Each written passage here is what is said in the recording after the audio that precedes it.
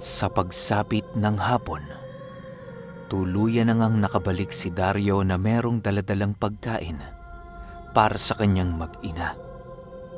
Matapos niyang ibigay kay Lola Astring ang kanyang mga daladala, ay pinili niyang kargahin si Pilo Carpio habang patuloy itong nilalambing. Bago pa man noon sumapit ang gabi, biglang dumating si Eseng at ang mga magulang ni Lola Astring na meron ding daladalang pagkain. Kung ano-ano ang dinala ng mga ito sa kadahilanang nalaman nilang nagbubuntis na pala noon ang asawa ni Dario. Masaya namang tinanggap ng mag-asawa ang dala ng kanilang mga bisita upang kahit papaano'y maramdaman nila ang pasasalamat nila Dario. Bago tuluyang umuwi sila Eseng at ang mga magulang ni Lola Astring, ay pinili nilang ito ay anyayahan na kumain sa kanilang tahanan ng hapunan. Hindi naman tumutol ang mga ito. Gawa ng nais din nila noong makausap ang mag-asawa bago sila tuluyang umuwi sa kani-kanilang mga tahanan.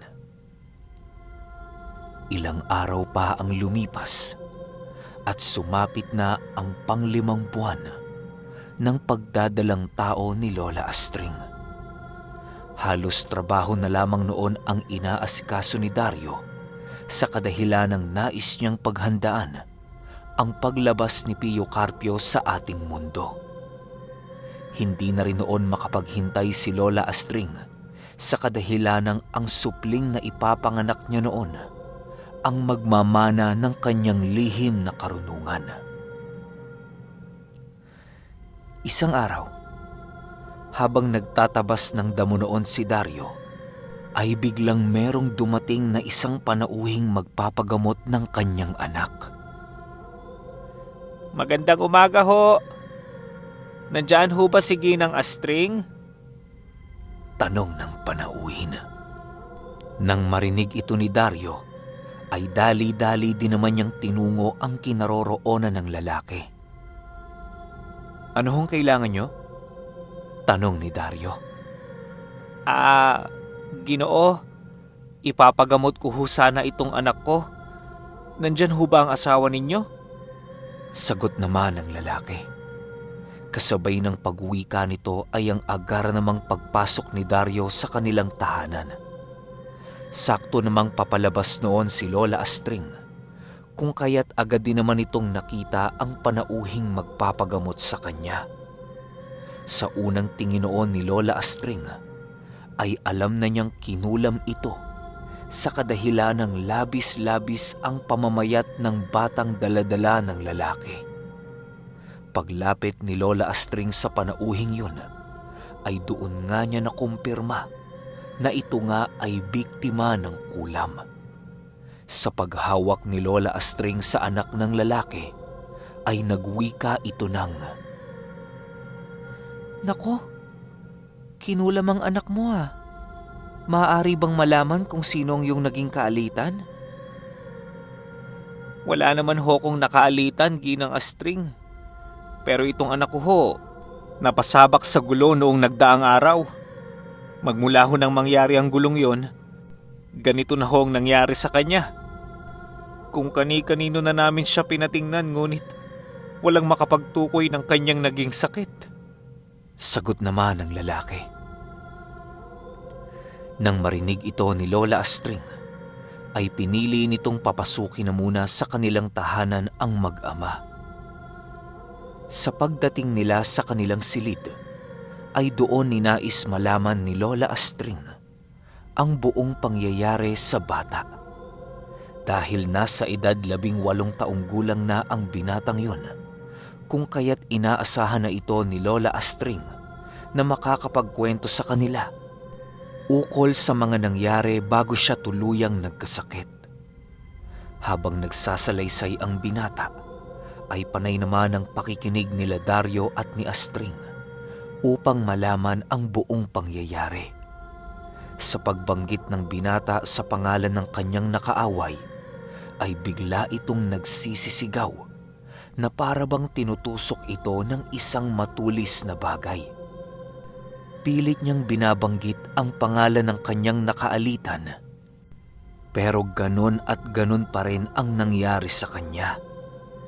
Nang mapansin ni Lola Astring na labis na itong nahihirapan, kung kaya't ninais na lamang niyang huwag na itong pilitin.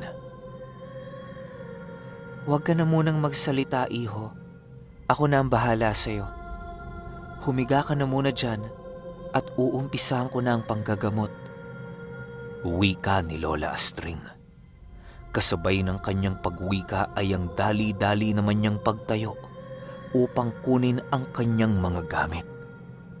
Ilang minuto lamang ang lumipas, biglang bumalik na itong si Lola Astring. Dala-dala ang isang libretang itim at mga langis na iba't iba ang kulay. Nang tuluyan na itong makalapit sa binata, ay pinagsabihan niya ang ama nito na lumayo na muna pansamantala upang makabuelo siya sa kanyang gagawing panggagamot. Nang maaliwalas na noon ang kinaroroonan ng binatilyo, ay pinili ni Lola Astring na ihipan muna ito ng kanyang mga buhay na salita upang masigurong hindi makakatakas ang mangkukulam na nagbibigay sakit sa binata. Napakademonyo naman ang gumawa nito sa anak mo. Walang puso. Sa simpleng pag-aaway lamang, ay nagawa ng magpahirap ng isang binatang walang kamuwang-muwang sa mga lihim na karunungan. Wika ni Lola Astring habang patuloy nitong ginagamot ang binata. Matapos niya itong ihipan ng mga buhay na salita, ay pinili niyang basain ang kanyang mga kamay ng langis na nasa garapong kanyang hawak. Unang ginawa noon ni Lola Astring ay ang paghanap sa mga namumuong sakit ng binata sa balat nito. Nang makapanya ang tuhod ng binatilyo, ay doon niya naramdaman ang isang kakaibang bukol na tumubo. Walang sabi-sabi, agaran niya namang pinahubad ng maong ang binatang yon upang magawa niyang makita ang bukol nito. Sa pagsilay dito ni Lola Astring, halos hindi niya mapigilang magalit, gawa ng kitang-kita niya ang pagtatangka ng mangkukulam na ito ay lumpuhin. Matapos niya itong masilayan, ay doon pumasok sa isipan ni Lola Astring na maaaring may balak din ang mangkukulam na yon na alisan ng kakayahan ang binata na maikilos ang kanyang mga kamay. Sa pagkapa ni Lola Astring sa mga balikat nito, ay bumungad sa kanya ang dalawang bukol na pailalim ang pagtubo. Ibang-iba ang bukol na yon sa kadahilanang nakasuot ito sa dalawang butong nasa balikat ng binata. Hindi din ito basta-bastang makikita ng mga manghihilot, gawa ng napakahusay ng pagkakakubli ng mangkukulam. Matapos itong makita ni Lola Astring, ay pinili niyang pag-aralan na muna ng mabuti ang mga hakbang na ginagawa ng mangkukulam. Nais ding malaman noon ni Lola Astring ang oras ng pagpaparamdam ng mangkukulam na yon upang magawa niya itong madakip ng walang kahirap-hirap. Ilang oras pa ang lumipas at doon na nila napansin ang kakaibang gawain ng binatilyo.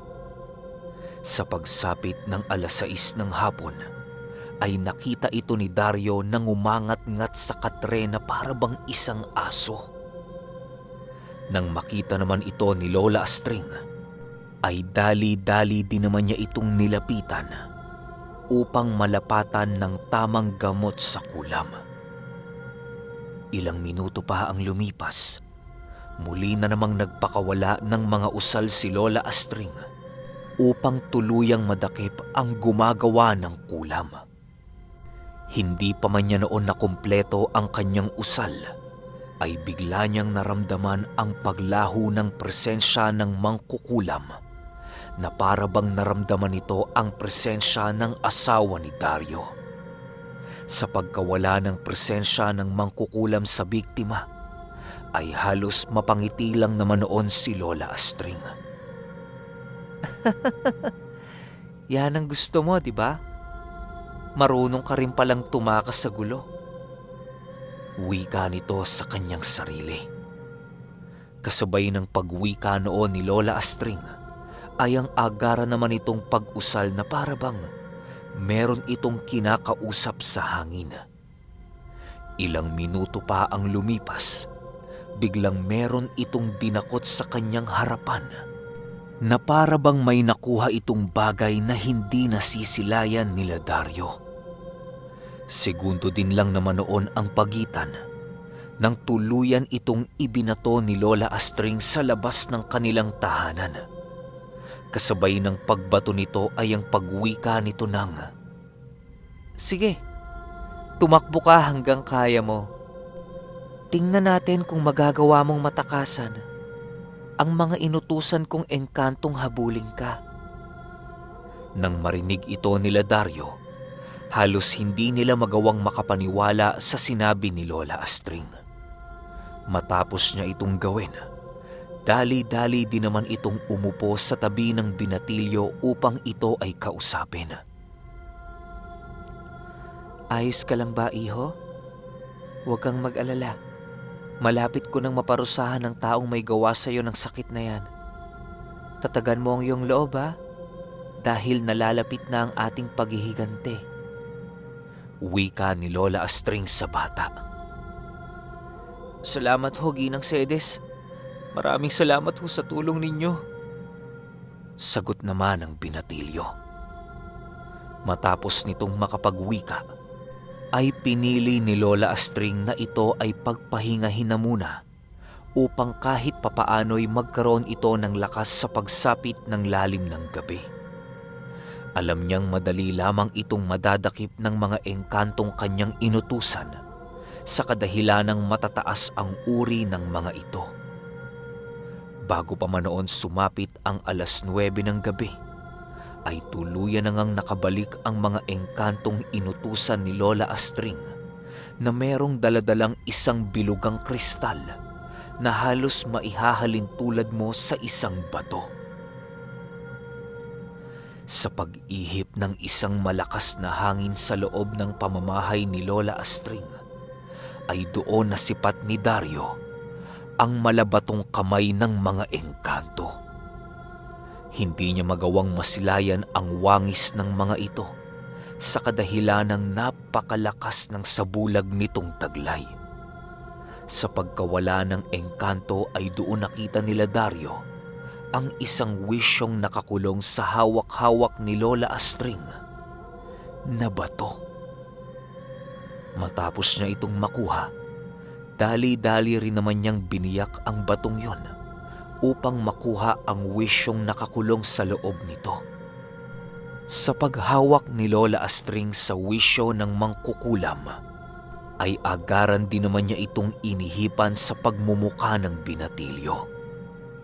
Segundo lamang noon ang pagitan nang biglang huminga ng napakalalim ang binatilyo na parabang kakagising lang nito sa loob ng mahabang panahon. Alam ni Lola Astring na yun na ang wisyo ng mangkukulam, kung kaya't pinili niyang ipako ito sa kanyang kinahihigaan. Sa pagmulat ng binatilyo ay bigla itong sumigaw ng napakalakas na halos ikapunit na ng lalamunan nito.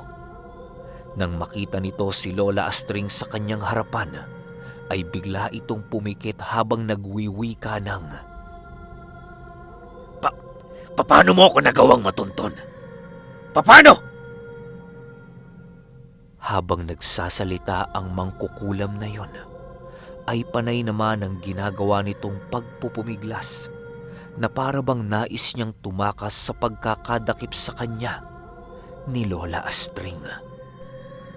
Ilang minuto pa ang lumipas, biglang nagwika si Lola Astring ng, Huwag mo nang tangkain ang tumakas sa katawang yan, dahil kailan may hindi ka na muli pang makakabalik sa iyong orihinal na katawan. Matapos niyang makapagsalita, ay tanging pagsisigaw na lamang ang ginawa noon ng mangkukulam. Sa paglipas pa ng ilang minuto, doon na nag-umpisang magtanong itong si Lola Astring. Ang nais niya noong malaman ay kung sino ang mangkukulam na yon at kung papaano niya nagawang malagyan ng sakit ang binatilyo.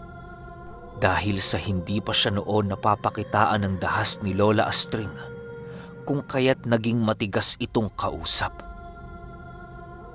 Huwag mong sagarin ang pasensya ko, mangkukulam, dahil hindi mo magugustuhan ang mga susunod kong gagawin sa'yo. Lalo na kapag nasagad mo na ang aking pasensya. Wika ni Lola Astring. Kahit patayin mo pa ako, wala kang makukuha sa akin. Hindi mo malalaman ang pagkatao ko at kung paano ko nagawang lagyan ng sakit ang binatilyong ito. Sa aking pagtungo sa impyerno ay sisiguraduhin kung kasama ko ang batang to. Sagot naman ng mangkukulam.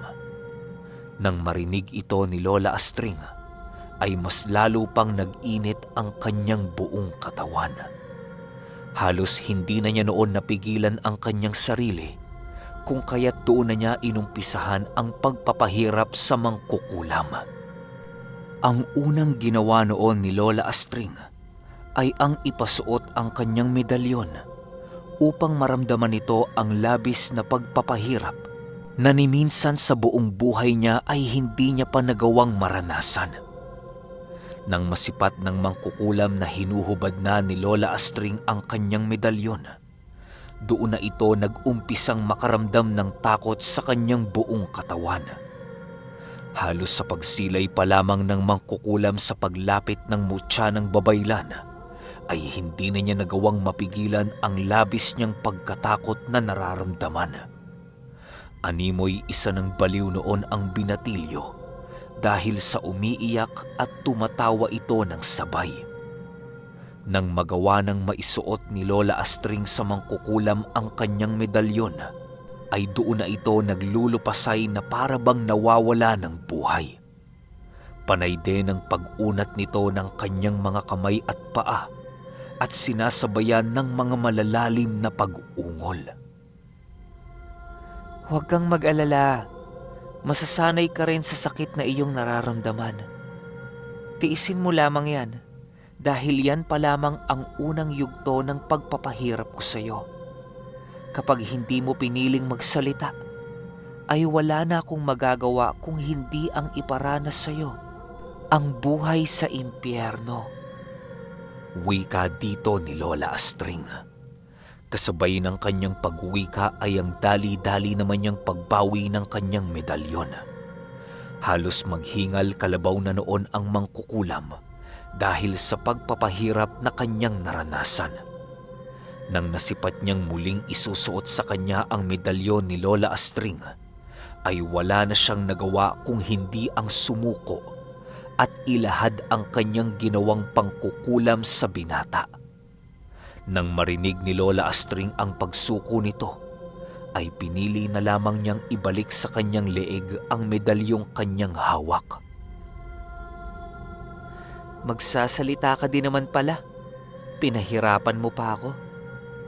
Wika ni Lola Astring. Kasabay ng pagwika nito ay ang pag-upo nito sa tabi ng binata upang pakinggan ang paliwanag ng mangkukulam na nakasapi sa katawan nito.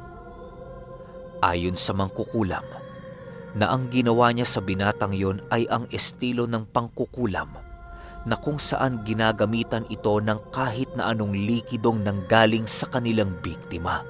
Kahit pawis o dugo ay maaari nilang magamit upang magawa nilang maikonekta ang wisyo ng kanilang biktima sa kanilang manika. Ginagamitan din nila ito ng isang buhay na pusong nanggaling sa hayop upang magsilbi itong puso ng wisyo ng biktima. Kapag nagawa na nila ang mga hakbang na yon, ay doon na sila mag-uumpisang mag-alay sa demonyo upang sila ay pangibabawan ng kapangyarihan nito. Sa loob ng 9 na oras ay walang patid ang kanilang panalangin, nang sa gayoy magawa nilang makalikha ng kapangi-pangilabot na sakit sa taong kanilang ginagambala. Dagdag pa ng mangkukulam na yon na halos 2 dekada na niyang isinasagawa ang kanyang aral sa iba't ibang tao na kanyang natitipuhan. Nagawa lang din naman niya ang pangkukulam sa binatilyo sa kadahilanang hindi niya maatim ang mga sugat na natamo ng kanyang apo. Ang ginawa niya noong uri ng kulam sa binatilyo ay ang 1 linggong palugit bago niya ito bawian ng buhay. Sa loob ng 1 linggo ay mararanasan ng binatilyo ang hindi kaaya-ayang sakit ng kanyang buong katawan na halos naisin na lamang niyang mawala ng buhay. Makakaramdam din siya noon ng pagsakit ng kanyang tiyan at pusod na halos 2 araw lang ang itatagal bago tuluyang manghina ang buo niyang katawan. Sa loob ng 5 araw na pagpapahirap sa binatilyo ay doon na ito tuluyang mamamatay na siyang huling yugto ng pagpaparusa ng mangkukulam. Ayon pa sa nadakip noon ni Lola Astring na nasa pang-6 na araw na ang binatilyo kung kaya't malabo na niya itong maisalba sa tiyak na kapahamakan. Nang marinig ito ng asawa ni Dario, ay pinili nitong lapitan ang binatilyo habang nagwiwika ng, "Kung para sa'yo imposible nang mailigtas ang batang ito, hayaan mong ipakita ko sa iyo ng personal ang mga bagay na inaakala mong imposible." Matapos nitong makapagwika, pinili ni Lola Astring na kumuha ng 1 dahong nasa loob ng sisidla ng langis upang ipakain sa binata. Ayon kay Lola Astring, na ang dahong kanyang ipinakain noon sa binatilyo ay ang nag-iisang dahong pinagpasapasahan na sa kanilang angkan. Sabi-sabi noon ng kanyang ama na ang dahong yon ay ang dahon ng punong pinanggalingan ng karunungan ng tao. Mismong ang diwata ng panahon ang nagbigay sa kanila ng dahong yon, kung kaya't labis-labis itong natatangi sa lahat ng gamit ni Lola Astring. Matapos niya itong ipakain sa bata, ay pinili na lamang niyang magmasid sa mga susunod na mangyayari. Ilang minuto pa ang lumipas, biglang sumigaw ng napakalakas ang mangkukulam at kasabay nito ang pagkawala niya ng wisyo sa katawang lupa ng binata. Alam ni Lola Astring na tuluyan ng natupok ang kaluluwa nito sa kadahilanang napakabanal ng dahong kanyang ipinakain sa binata. Matapos niya itong gawin, ninais na lamang ni Lola Astring na lumapit sa ama ng binata upang ito ay kausapin. Okay, sunod kagad natin yung 21. Yun lang. Salamat.